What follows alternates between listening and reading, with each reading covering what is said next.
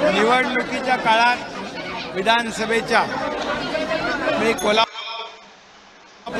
दर्शनाला आलो होतो आणि महायुतीच्या विजयानंतर पुन्हा अंबाबाईच्या दर्शनाला अंबाबाईचे आशीर्वाद घ्यायला आम्ही नक्की येऊ अशा प्रकारचं तेव्हाही सांगितलं होतं। आणि अंबाबाईच्या कृपेने या महायुतीचं सरकार अतिशय थम्पिंग मेजॉरिटीने अगदी लँडस्लाईड मॅन्डेट मिळवून प्रचंड असं अद्भुत यश दैदिप्यमान विजय महायुतीला मिळाला। अंबाबाईच्या कृपेने आशीर्वादाने महाराष्ट्रातल्या तमाम जनतेच्या आशीर्वादाने लाडक्या बहिणींच्या लाडक्या भावांच्या लाडक्या शेतकऱ्यांच्या आणि ज्येष्ठांच्या सगळ्यांच्याच। नमस्कार, मी प्रियांका नागने आपल्या मराठी चॅनलवरती तुमचं सर्वांचं स्वागत आहे। मुख्यमंत्री माझी लाडकी बहीण योजना, आता या योजनेअंतर्गत जे लाभार्थी महिला आहेत त्यांच्यासाठी अतिशय आनंदाची पण बातमी आहे आणि एक महत्त्वपूर्ण सुद्धा अपडेट आहे। कारण आदित्यताई तटकरे यांनी स्वतः सांगितलेलं आहे की मुख्यमंत्री माझी लाडकी बहीण योजनेअंतर्गत जे लाभार्थी आहे त्यांना 26 जानेवारीपर्यंत पैसे मिळणारच आहेत। तर यामध्ये अपडेट काय असणार आहे, महिलांच्या सक्षमीकरणासाठी महाराष्ट्र सरकार कटिबद्ध। मुख्यमंत्री माझी लाडकी बहीण योजनेअंतर्गत जे लाभार्थी महिला आहे जानेवारी महिन्याचा सन्मान निधी लाभार्थ्यांच्या बँक खात्यात जमा होण्यास सुरुवात झाली आहे।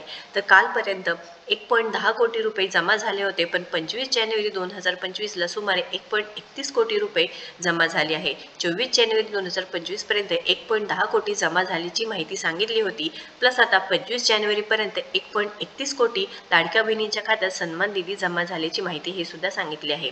आतापर्यंत सुमारे 2.41 कोटी लाभार्थी लाडक्या बहिणींच्या खात्यात सन्मान निधी जमा झालेला आहे व 26 जानेवारीपर्यंत सर्व पात्र महिलांच्या खात्यात सन्मान निधी जमा होणार आहे अशी माहिती आदित्यवर्ध सुनील तटकरे यांनी सांगितलेलं आहे। तरी ते महत्त्वाचे अपडेट आहे। ज्यांना पैसे मिळाले नाही त्यांनी वाट पाहायची आहे व ज्यांना पैसे मिळालेले आहे नक्कीच कमेंट बॉक्समध्ये सांगायचं आहे की पैसे मिळाले आहेत। त्यामुळे न भूतो न भविष्यते अशा प्रकारचं महायुतीला यश मिळालं। 2.5 वर्षामध्ये महायुतीने जे काम केलं ते काम पाहून या महाराष्ट्रातल्या जनतेने महायुतीच्या कामाची पोचपावती दिली। 2.5 वर्षात आम्ही थांबलेले प्रकल्प, बंद पाडलेले प्रकल्प, स्टे घातलेले प्रकल्प सगळे सुरू केले आणि त्याचबरोबर लोकाभिमुख कल्याणकारी योजना देखील सुरू केल्या। म्हणजे एकीकडे विकास आणि दुसरीकडे कल्याणकारी योजना अशी सांगड घातली आणि या सर्वसामान्य महाराष्ट्रातल्या जनतेच्या जीवनामध्ये बदल घडवण्यासाठी अनेक निर्णय घेतले आणि त्यामुळे ही महायुती प्रचंड मोठ्या विजयाने या ठिकाणी पुन्हा स्थापित झाली आणि म्हणून कोल्हापूरवासियांनी देखील महायुतीला प्रचंड असा विजय दिला। महायुतीचे सर्व आमदार निवडून आणले आणि म्हणून महायुतीला विजय अंबाबाईच्या आशीर्वादाने फक्त कोल्हापूरने महाराष्ट्रात मिळाला। म्हणून अंबाबाईचं दर्शन घेण्यासाठी आणि अंबाबाईचे आभार मानण्यासाठी या ठिकाणी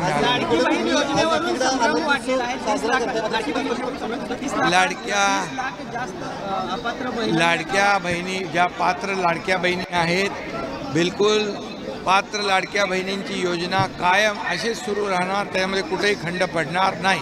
महायुतीला एकीकडं यश दिलं असं सांगते, मात्र दुसरीकडे काँग्रेस अजूनही त्या ठिकाणी निवडणुकीवरती ऍक्टिव्ह घेते। आज देखील आंदोलन अनेक ठिकाणी झाली, कोल्हापुरात देखील आंदोलन झालं। जेव्हा त्यांना विजय मिळतो तेव्हा EVM चांगलं असतं, त्यांना विजय मिळतो त्याला निवडणूक आयोग चांगला असतं, ज्यांना विजय जेव्हा मिळतो तेव्हा हायकोर्ट सुप्रीम कोर्ट देखील चांगलं असतं।